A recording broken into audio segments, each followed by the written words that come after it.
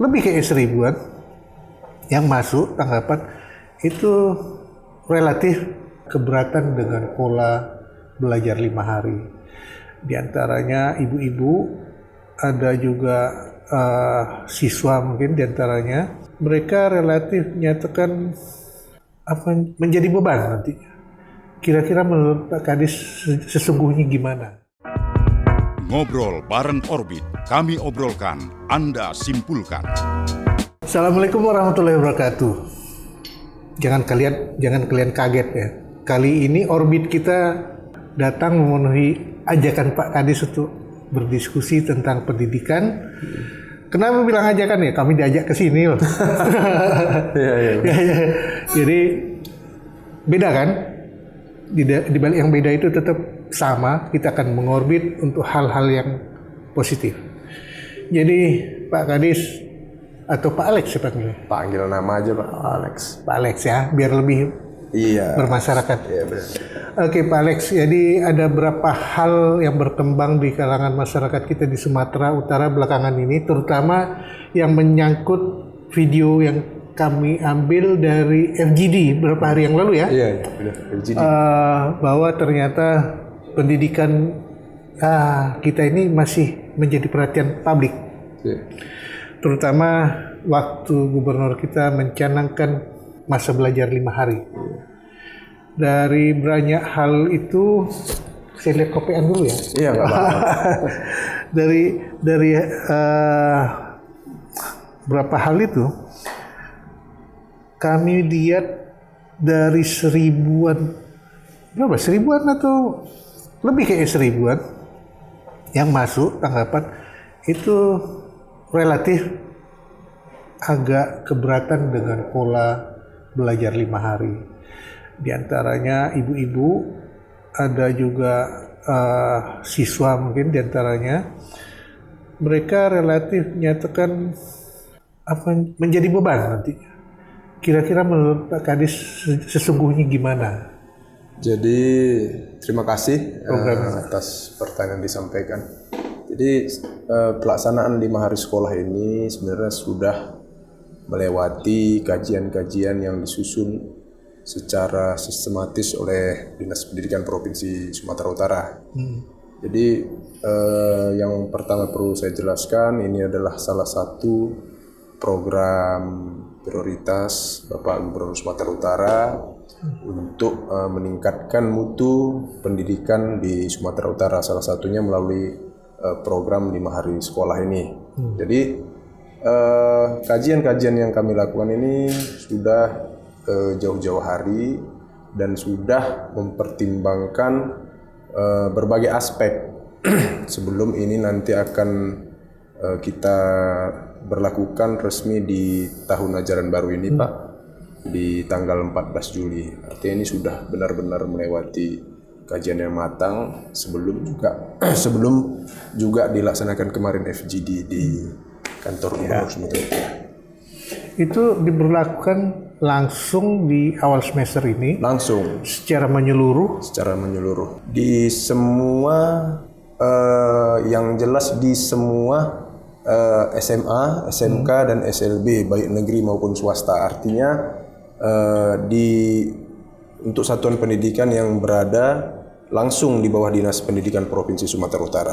Nah, untuk kabupaten kota yang mengelola SD, SMP, dan PAUD ini kita minta sesuai arahan Bapak Gubernur ini menyesuaikan dengan kebijakan 5 hari sekolah ini. Jadi nggak ada 2 sistem jadinya ya? Iya, jadi supaya pola sekolah yang ada di Provinsi Sumatera Utara ini bisa selaras. Ini bagus sih, karena banyak program yang akan diterapkan Gubernur kayaknya, termasuk benar. Juga wajar 12 tahun kan? Iya, inilah bagian nanti dari wajar 12 tahun. Tapi kalau di kota mungkin permasalahannya tidak sepelik di daerah, terutama pedesaan atau di kawasan kabupaten yang banyak anak justru menjadi andalan orang tua untuk membantu orang tua. Sehingga kalau dia sekolah mulai dari 7.15 sampai jam 4, bahkan setengah hari waktunya lebih itu berada di sekolah, sehingga akan dianggap mengganggu stabilitas keluarga. Bagaimana kita menyikapi itu? Sebenarnya pelaksanaan 5 hari sekolah ini justru kita ingin membuat siswa-siswa kita itu, siswi-siswi kita itu menjadi lebih baik lagi. Dan juga secara harafiah kita ingin mendekatkan siswa kita tadi dengan keluarga, dalam hal ini adalah orang tua. Selama ini juga sebelum pelaksanaan 5 hari sekolah, kita juga masuknya pukul 7.15, namun pulangnya itu di pukul 2 ke 2.30. Jadi ini tidak ada dimaksudkan untuk yang seperti Bapak sampaikan tadi, Bapak tanyakan akan mengganggu jadwal harian keluarga biasanya. Tidak ada. Jadi nanti untuk jadwal-jadwal yang mungkin selama ini dilakukan oleh anak-anak kita itu mungkin bisa menyesuaikan nanti dengan pelaksanaan kebijakan 5 hari sekolah ini. Berarti kita harapkan keluarga menyikapi. Ya. Tapi kan ada konsekuensi yang dihadapi keluarga itu bisa dimengerti nggak kira-kira nanti oleh sekolah? Seandainya anaknya agak kurang fresh atau gimana? Selama ini juga banyak kasus ya, walaupun pulangnya jam 2.30, tapi sering kita dapati di lapangan anak tidak langsung pulang ke rumah. Main dulu. Malah berkeliaran, ngumpul di tempat-tempat yang tertentu yang mungkin sifatnya kurang baik. Justru dengan adanya sekolah 5 hari ini, kita ingin menghilangkan stigma itu. Itu yang kemarin, kalau masih ingat di awal Pak, ini nanti juga akan membantu mengurangi tindak kriminalitas yang terjadi di kalangan remaja, baik itu geng motor, penyalahgunaan narkoba. Nah, ini juga nanti akan ada kaitannya ke sana. Itu ada kajiannya berkaitan?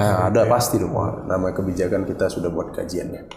Dan itu memang walaupun belum dicoba, tapi kita harapkan bisa. Nah ini makanya akan kita laksanakan di tanggal 14 Juli ini. Kalau sebetulnya kita perhatikan, dulu juga ada aja program 5 hari belajar. Tapi di hari ke-6 itu fakultatif, di mana anak-anak tetap masuk, tetapi dia ikuti pelajaran ekstrakurikuler dan hal-hal yang non-dik lainnya. Dengan program ini, Sabtunya bagaimana? Kemarin pada saat FGD jelas Pak Gubernur langsung mengatakan jangan nanti di hari Sabtu itu malah berpindah, ada eskul, ada bimbel, tidak. Jadi esensi 5 hari sekolah ini Sabtu Minggu itu anak-anak full dengan keluarga, dengan orang tua. Sekolah juga dilarang mengadakan kegiatan apapun pada saat hari Sabtu yang sifatnya mengundang siswa ke sekolah, harus datang ke sekolah, belajar eskul atau apalah sejenisnya. Jadi ini memang full ingin mendekatkan peserta didik ke keluarga supaya orang tua juga ambil peran dalam tumbuh kembang anak. Tidak bisa tumbuh kembang anak ini full dibebankan kepada sekolah, guru. Tapi kita tahu pendidikan karakter juga peran orang tua sangat besar di situ. Nah ini yang menarik tadi Pak Alex katakan, tidak ada lagi, jangan lagi memikirkan bimbel, jangan memikirkan ekskul. Dalam 5 hari itu sesungguhnya beberapa keluarga mungkin terutama di perkotaan, anaknya justru masuk dalam aktivitas-aktivitas les, ekskul, bimbel dan segala macam. Itu apa enggak akan mengganggu rutinitas mereka yang sudah ada sebelumnya? Nah, jadi dengan adanya 5 hari sekolah ini kita berharap pihak bimbel ini bisa menyesuaikan dengan program 5 hari sekolah ini. Artinya yang mungkin selama ini ada bimbel masuk jam 15.00 mungkin ya. Nah, ini bisa menyesuaikan mulai masuk pembelajarannya jam 4 lewat. Jam 4 lewat kan masa pendidikan idealnya kan pendidikan informal menyesuaikan dengan pendidikan formal. Ya, itu kalau pendidikan formalnya dianggap keluarga yang biasa menggunakan bimbel mencukupi, Pak ya, itu akan bagus. Karena banyak hal yang dikatakan Bapak tadi, terutama harapan gubernur itu bagus sekali. Tapi kan masih banyak keluarga yang merasa anaknya masih perlu diisi. Ya.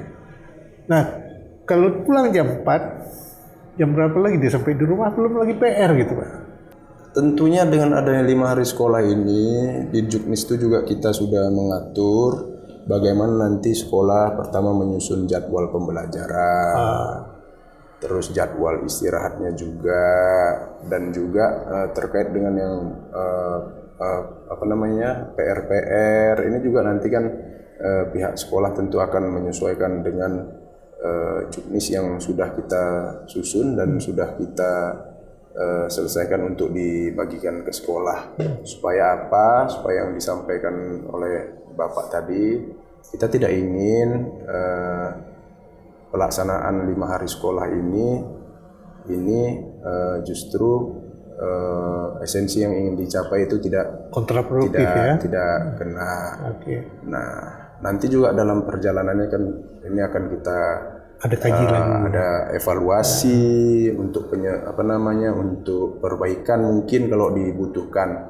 Tapi yang jelas seperti yang saya sampaikan tadi, tidak ada masalah orang tua ingin menambah upgrade ilmu anaknya melalui pendidikan informal. Tapi yang saya sampaikan tadi, idealnya pendidikan informal mengikuti waktu atau menyesuaikan dengan pendidikan regulasi formal, yang ada ya. ya.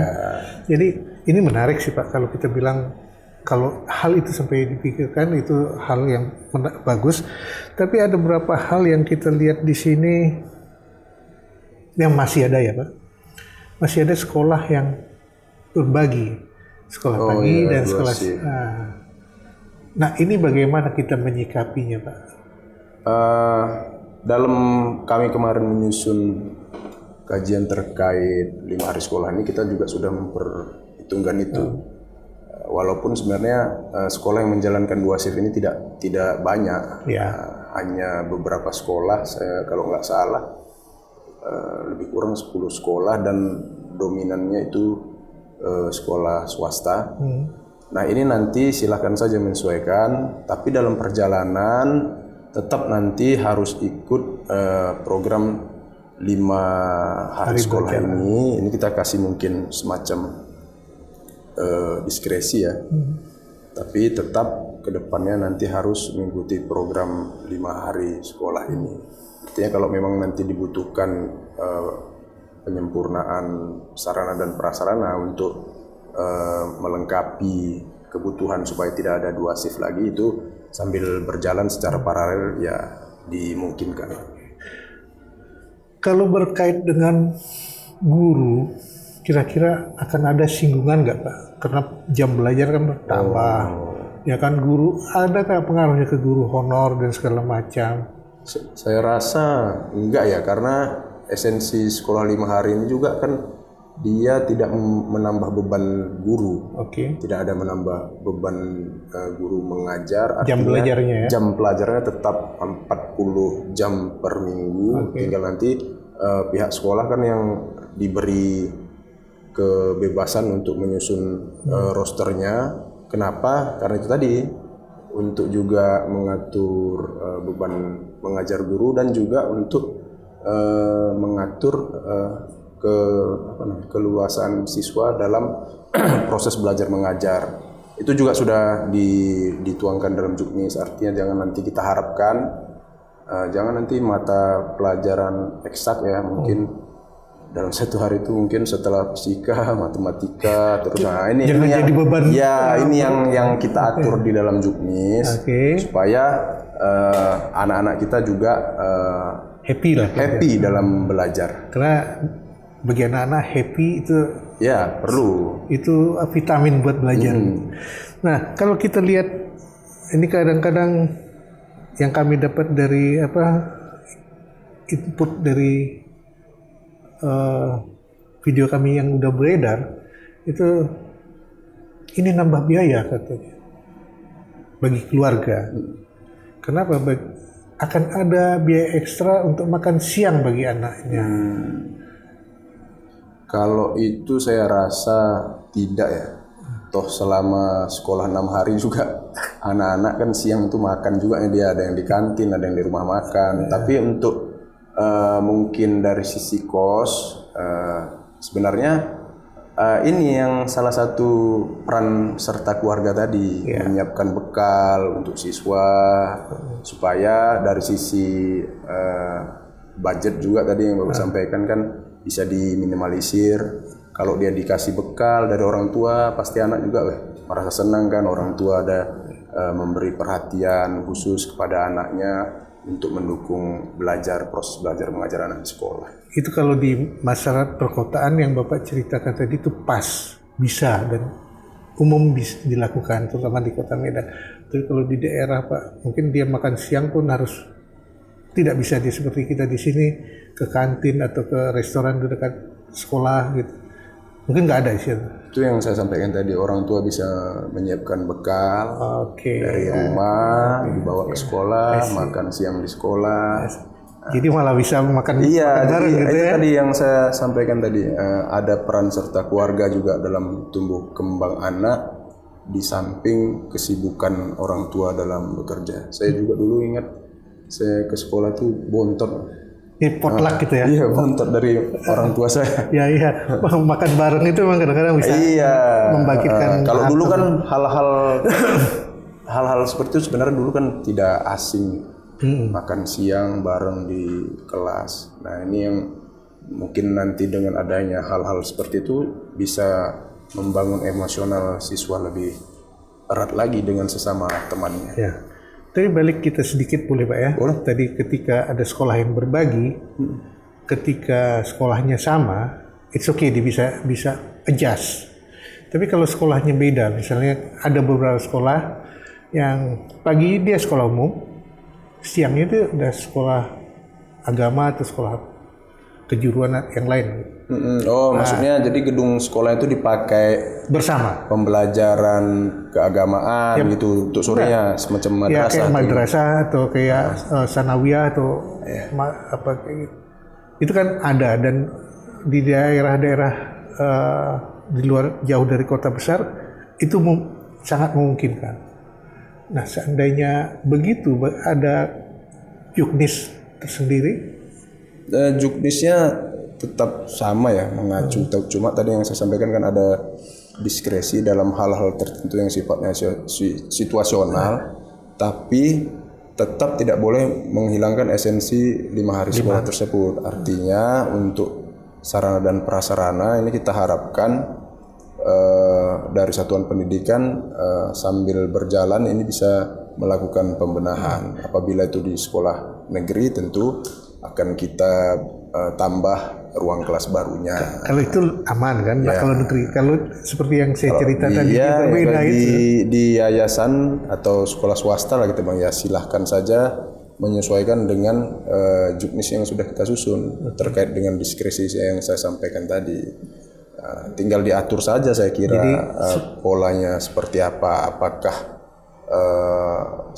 pelaksanaan kegiatan mungkin pengajian yang dipakai di gedung sekolah ya Pak ya, itu bisa menyesuaikan setelah jam pulang sekolah. Nah, ini sama-sama sekolah formal Pak. Kalau pagi dia sekolah umum, ya. Kalau sore siang dia ada sekolah kejuruan atau kayak madrasah. Iya. Ada kejuruan juga yang seperti itu Pak, kayak STM atau apa yang gitu kan. Ada yang sekolahnya begitu di daerah biasa. Apa diskresinya akan berlaku sama? Kalau sama tentu salah satu harus mengalah. Kalau yang di pemahaman saya Pak ya, di pemahaman ini kan case yang banyak itu sekolahnya sekolah umum. Setelah jam pelajaran sekolah, misalnya dulu ya masih sekolah 6 hari, pulang jam 2.30, kemudian sore itu jam 3 ada masuk lagi, itulah dia dijadikan semacam lokasi madrasah, madrasah pengajian lah. Kayak saya dulu kan juga ikut seperti itu, dipakai pengajian gedung sekolahnya gitu. Nah kalau itu kan kayak yang saya sampaikan tadi, bisa menyesuaikan sesuai dengan jam pulang sekolah. Saya rasa kalau madrasah yang seperti Bapak katakan itu masuk dalam frame saya juga, itu no problem. Tapi kalau dia seperti madrasah aliyah swasta, ini kan pendidikan formal yang sama bebannya dengan SLTA, ya kan? Tapi dia udah beda badan lah antara sekolah pagi dan sekolah sore. Nah, itu adjustment-nya akan sama. Kita harap menyesuaikan juga dengan juknis yang kita susun. Makanya kemarin pada saat FGD kita juga turut mengundang dari Kementerian Agama. Nah, kalau dia ada adjustment, diskresinya akan sangat besar resikonya. Dia akan mengurangi jam pelajarannya, atau salah satu harus keluar dari gedung itu. Itu yang dalam pikiran saya. Oh, berarti ini ada 2 sekolah menumpang dalam satu gedung? Iya. Oh begitu. Ya memang itu kan sebenarnya nggak boleh ya Pak.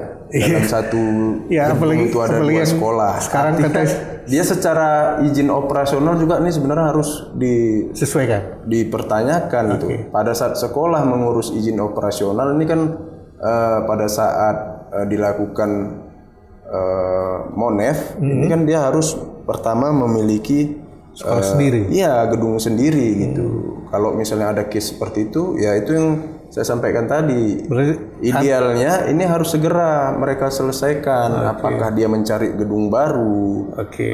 Tidak boleh menggunakan, walaupun tidak sebelum ada program 5 hari sekolah ini juga ini sebenarnya nggak boleh gitu. Itu clear Pak. Berarti memang harus. Menariknya kan hal-hal seperti itu yang selama ini tidak masuk dalam pemikiran masyarakat banyak. Kalau Bapak udah ceritakan begitu, berarti yang kita takutkan ada sekolah yang terpaksa harus pindah atau harus tutup karena janganlah. Kita justru dengan adanya 5 hari sekolah ini kita ingin menghidupkan pendidikan ini lebih baik lagi. Makanya saya bilang tadi case seperti itu ada jauh sebelum program 5 hari sekolah ini mau dijalankan. Artinya tanpa ada program ini pun sebenarnya itu nggak boleh, kan gitu. Memang sih beberapa tahun lalu banyak sekolah swasta yang banyak sih Pak menumpang kadang di sekolah negeri gitu. Mereka tuh resahnya udah cukup lama karena ada peraturan bahwa setiap yayasan harus punya sekolah sendiri. Kita buka ke kondisi itu di saat halnya menjadi krusial. Kan jadi krusial nih Pak. Dengan 5 hari mereka harus ada yang berkorban salah satu. Harus segera menyesuaikan. Kalau itu kita Pak. Tapi ada beberapa hal juga yang menarik bagi saya seperti yang tadi kita bayangkan. Eskul bagaimana? Kalau eskul itu tetap kita cover di hari Jumat. Jadi Jumat nanti masuknya 7.15 itu jam 12 sudah selesai pelajaran. Tapi yang jam 12 sampai jam 13.45 ini itu ada kegiatan mandiri keagamaan. Kalau kita di acara yang Muslim laki-laki sholat Jumat, yang non-Muslim, saya misalnya yang Kristen bisa melaksanakan PA namanya penelahan Alkitab di sekolah. Yang siswi yang Muslim tidak sholat Jumat itu juga bisa melaksanakan pengajian di sekolah. 13.45 sampai pukul 16.00, ini pelaksanaan eskul sesuai dengan minat siswa di sekolah. Berarti 40 jam itu termasuk eskul di dalamnya ya? Di luar eskul. Jadi 40 jam ini hanya JP, jam pelajaran. Iya. 40 jam seminggu itu? 40 jam 5 hari. Ya, maka seminggu juga, tapi yang dipakai 5 hari. Iya, 5 hari. Jadi yang jam hari Sabtunya tuh didistribusikan di Senin sampai Kamis. Hitungan dari kajian memang sanggup anak-anak kita untuk dibebani sedemikian rupa. Mirip dengan jam kerja. Yang jam kerja 9 to 5, kita 8 to 4 ya. Ya. Jam 8 sampai jam 4 dengan masa istirahat berapa jam, Pak? Jadi itu yang saya sampaikan tadi, kebijakan ini juga sudah kita kaji, salah satunya lewat survei. Baik itu yang disurvei orang tua, siswanya, atau pemangku kepentingan lain. Dari hasil survei itu rata-rata memberikan respon yang sangat baik ya, penerimaannya yang baik terkait dengan adanya 5 hari sekolah ini. Artinya dari sisi siswa sendiri itu secara survei tidak merasa terbebani. Makanya di Juknis juga kita lebih atur lagi, kita minta sekolah menyusun roster mata pelajaran itu dengan baik dan benar supaya bisa menciptakan iklim di sekolah itu yang belajar menyenangkan, tidak juga membuat siswa bosan gitu ya. Nah, selama ini kalau kita lihat juga sampai jam 2 itu anak-anak jenuh. Ya, itu pandangan awam. Karena sampai di rumah anak lemas segala macam lah ceritanya. Apalagi yang seperti Bapak ceritakan tadi, karena dia nggak langsung pulang. Nah, kalau sampai jam 4 tentu beban mereka akan bertambah 2 jam ya. 2 jam. 2 jam sesudah jam 2, kalau kita lihat kondisi fisik, kadang-kadang kita sendiri pun udah mulai lemas, Pak. Mungkin kalau yang saya tangkap ya Pak, 5 hari sekolah ini kan untuk sekolah-sekolah tertentu ya, di luar sekolah pemerintah, sekolah swasta lah kita bilang kan, selama ini juga sudah banyak menjalankan yang sekolah 5 hari. Jadi sebenarnya dari sisi siswa tidak sampai seperti itu, tidak sampai yang dikhawatirkan mungkin membuat siswa capek, jenuh. Saya rasa tidak sampai seperti itu. Ya, kita berharap hal itu yang terbaik ya. Karena kalau kita perhatikan betul, tidak semua anak sama memang.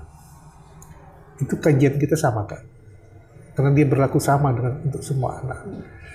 Apalagi di anak-anak yang seperti SLB.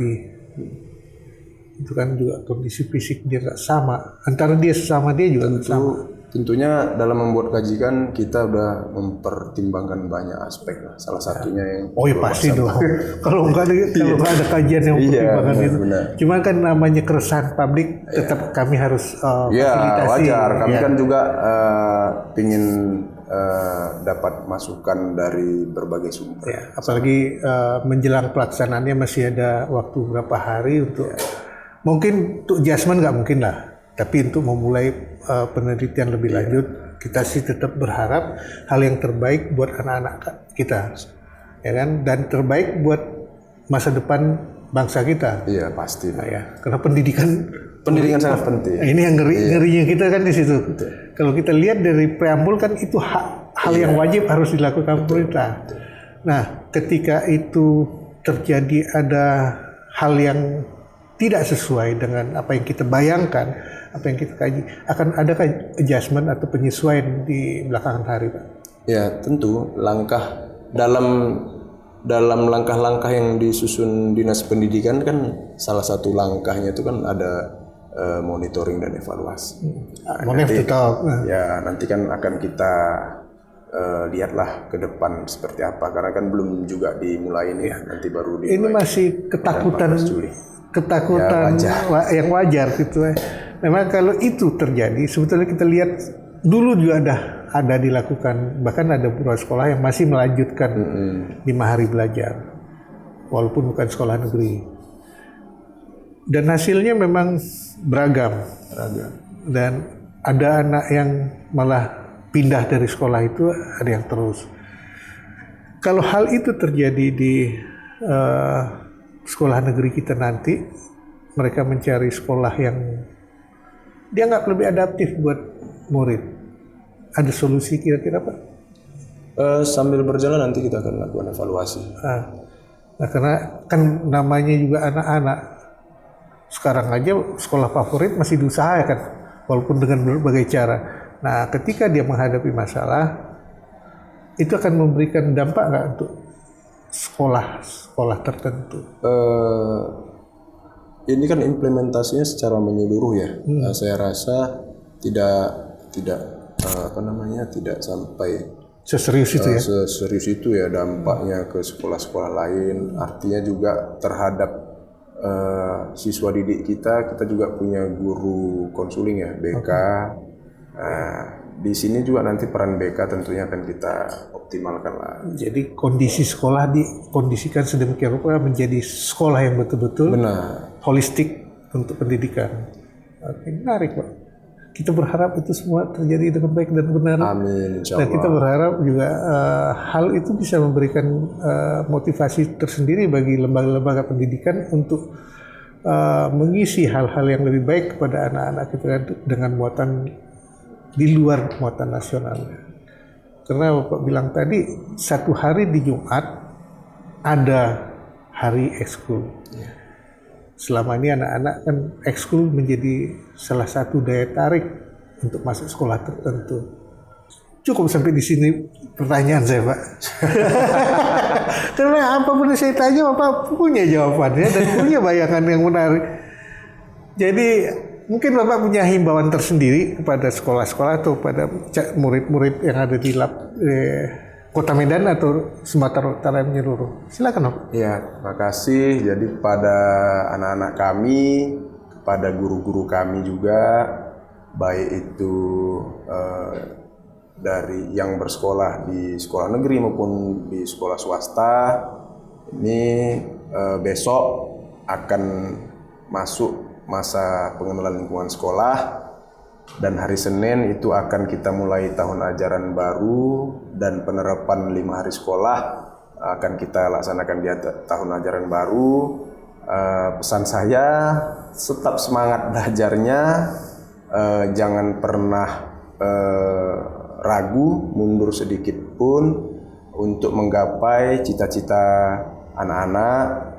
Dan kepada Bapak Ibu guru, tetap dukung dunia pendidikan di Sumatera Utara ini untuk jadi lebih baik lagi, saling bahu-membahu, saling berkolaborasi dengan kami Dinas Pendidikan Provinsi Sumatera Utara untuk menciptakan lingkungan dan dunia pendidikan Sumatera Utara lebih baik lagi.